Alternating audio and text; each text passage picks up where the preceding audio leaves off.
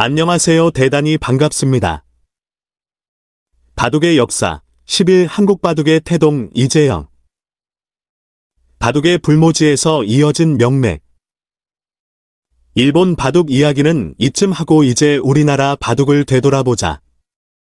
우리나라도 바둑 역사가 오래된 만큼 이에 관한 이야기도 그만큼 많을 만한데 체계적인 기록이 이루어져 있지 않아 이야깃거리가 될 만한 소재를 찾기 어렵다는 점이 아쉽다. 우리나라의 전래된 시기는 확실하지 않다. 다만 중국 고문원이나 삼국사기 등에서 삼국시대에 이미 바둑을 두었다는 기록이 있다. 중국의 구당서에는 고구려는 바둑 투호와 같은 유의를 좋아한다 라고 하였고, 또 후한서에는 백제에는 여러 유의가 있는데 바둑 두는 것을 특히 숭상한다 라고 기록되어 있다고 한다. 삼국사기에는 계로왕이 고구려 첩자인 승려 도림의 꿰매 빠져 바둑을 너무 즐긴 나머지 백제의 내정이 어지러워졌다는 기록이 있다. 도림과 계로왕. 통일신라 제34대 효성왕 때 당현종은 신라의 사신을 보내면서 단장에게 신라 사람들은 바둑을 잘 둔다고 하니 바둑을 잘 두는 양계응을 부사로 대동하라 라고 명하였다고 한다. 양계응이 신라에 와서는 신라의 고수들과 승부를 겨뤄 모두 이겼다고 한다. 비슷한 시기에 신라 사람으로서 박구라는 사람이 당나라에 가서 황제의 바둑 담당 비서를 하였다고 한다. 바둑은 통일신라를 거쳐 고려, 조선 시대로 계승되었다. 조선왕조에 들어와서는 특히 장자가 아닌 왕자들은 풍류를 즐겼다. 풍류는 물론 재미도 있지만 세자가 아닌 왕자가 너무 똑똑할 경우 영모의 의심을 받을 수도 있으므로 스스로를 보호한다는 차원에서도 풍류를 즐기는 것이 좋았다. 바둑도 풍류 가운데 하나의 도락이었다. 세종의 아들 안평대군이 장기 바둑 등의 도락을 즐겼다고 하며 흥선대원군도 권력을 쟁취한 후에는 바둑을 즐겼다고 한다. 대원군은 전국에서 고수들을 초청하여 바둑을 두었기 때문에 전국 각지에서 바둑 고수들이 운형궁으로 몰려들었다고 한다. 우리나라의 전통적인 바둑은 순장 바둑이다. 현대 바둑판은 빈 바둑판에 흑백의 순서로 처음부터 착수해 나간다. 이에 비해 순장바둑에서는 바둑판의 각 성점에 17개의 흑백 돌을 미리 놓아두고 바둑을 시작한다. 그러므로 순장바둑에서는 초반 포석이 필요 없으며 곧바로 치열한 싸움에 돌입하는 경향이 강하다. 전체적인 운영을 어떻게 할까, 초반 설계를 어떻게 할까 등을 고려할 형편이 못 된다. 사실 순장바둑은 우리나라 바둑의 고유한 특징은 아니다.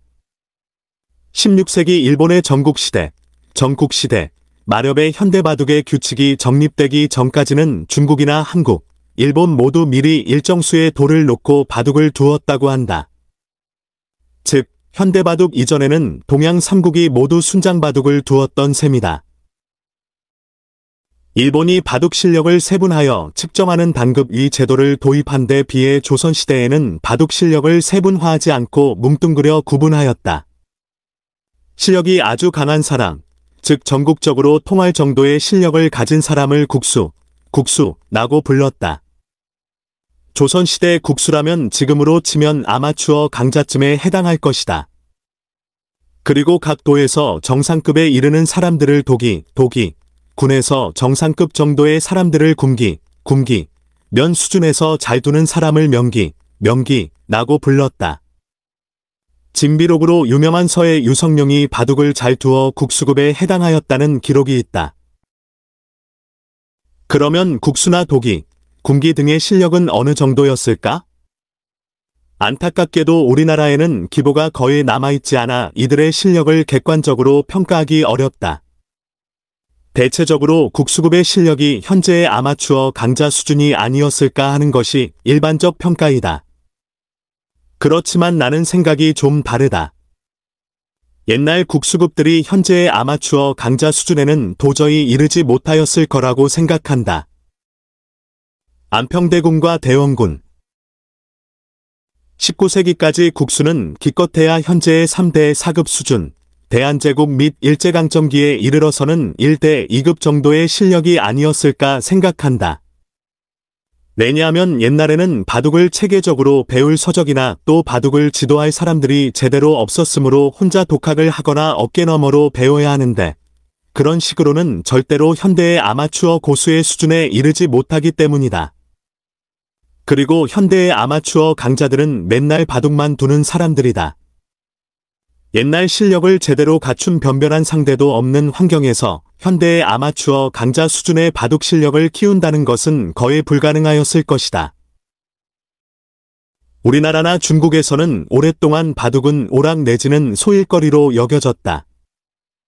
그러므로 바둑에 대한 체계적인 연구도, 기록에 관한 체계적인 관리도 없었다. 옛사람들이 어떤 바둑을 두었는지, 그 실력은 어느 정도였는지, 바둑 인구는 어느 정도였는지 지금으로서는 알 길이 없다. 그저 여러 문헌에서 격가지로 잠깐 언급되는 정도이다. 또 양반계층이나 부자들이 여흥으로 두는 바둑을 제외하고 대개 돈 많은 한량들이 내기 바둑을 두는 정도였다. 돈 많은 한량들이 내기 바둑을 두니까 이것을 노리고 본격적으로 바둑을 본업으로 삼고 도박을 하는 사람도 간혹 있었을 것으로 생각된다. 우리나라 현대바둑을 개척한 조남철 선생의 회고록을 보면 동네 아주머니들이 전문기사인 자기를 노름꾼으로 알고 있다고 하는 이야기가 나온다. 1960년대 초반에서도 이러하였는데 그 이전에는 더 말할 필요가 없을 것이다. 잡기 아니면 도박, 이 정도가 일반 사람들이 바둑을 보는 인식이었을 것이다.